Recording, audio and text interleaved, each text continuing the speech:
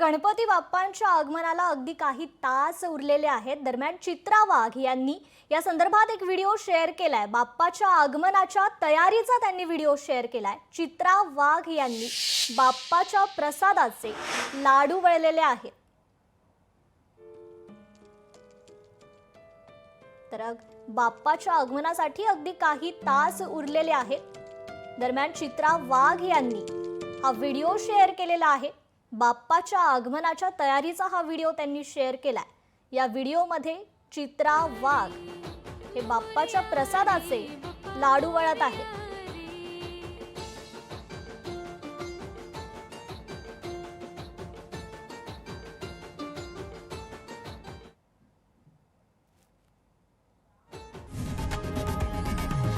लोकशाही मराठी ऐका, पहा, जागरूक रहा.